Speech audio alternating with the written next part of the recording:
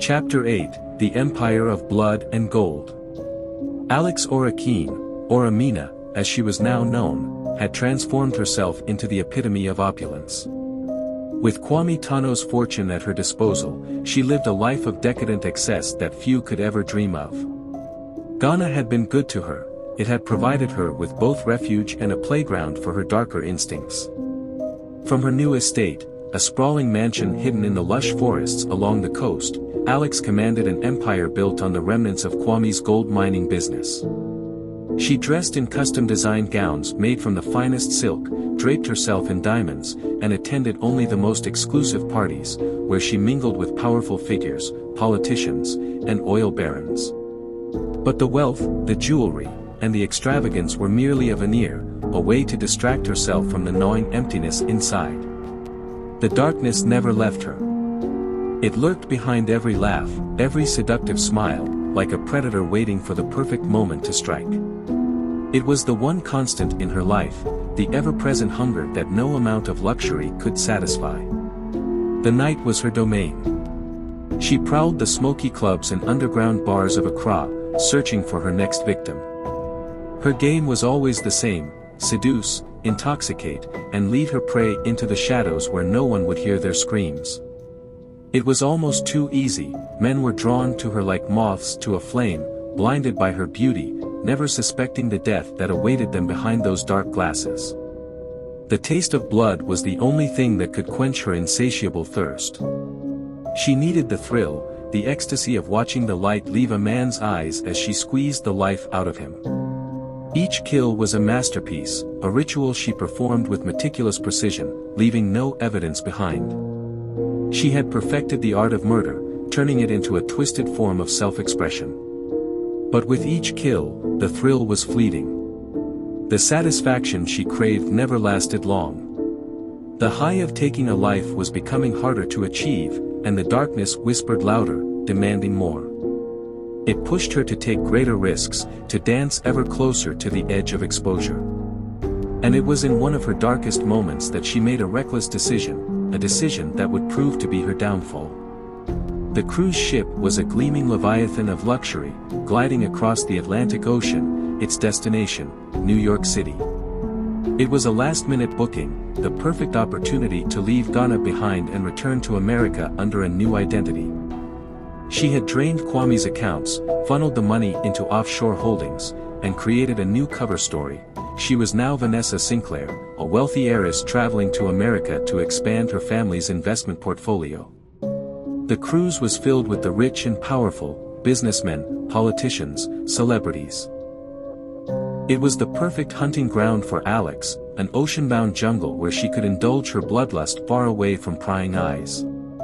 She had already set her sights on her next target, a tall, broad-shouldered man named Victor Lansing, a tech mogul whose arrogance and sense of invincibility made him irresistible. Their game of seduction began in the ship's opulent casino. Victor watched her as she played the roulette wheel, her lips curling into a smile as she placed her bets with the ease of someone who had nothing to lose. She could feel his gaze like a physical touch, his hunger for her evident in the way his eyes followed her every move. It didn't take long for him to approach her, his voice smooth and confident. "A woman as beautiful as you shouldn't be gambling alone." She turned toward him, her smile widening. "Oh, I'm never alone," she said, her voice dripping with honey. "Luck is always my companion." Victor was hooked. By the end of the night, they were in his suite, the air thick with the scent of sweat, cologne, and lust. Alex had him wrapped around her finger, playing him like a well-tuned instrument. But even as their bodies moved together, her mind was elsewhere, calculating, plotting. She waited until he was fast asleep, his breath slow and steady, before slipping out of bed. Moving silently, she reached into her handbag, pulling out the tools she had prepared, a garrote wire, sharp and thin, perfect for a quick, clean kill.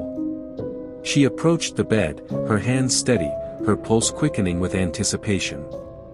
But just as she was about to slip the wire around Victor's neck, the door to the suite burst open with a crash, the sound of splintering wood echoing through the room. Bright lights flooded the space, blinding her momentarily. Freeze. Hands where we can see them. The booming voice was accompanied by the unmistakable click of guns being cocked. Panic surged through her as she realized she had been set up. In her desperation to satiate her hunger, she had grown careless. She had been too caught up in the thrill of the hunt, and now it was about to cost her everything. But Alex was nothing if not resourceful. Dropping the garrote, she raised her hands slowly, her mind racing. Think. The room was filled with armed men, security guards, and officers in plain clothes, their eyes locked on her. She had mere seconds to act.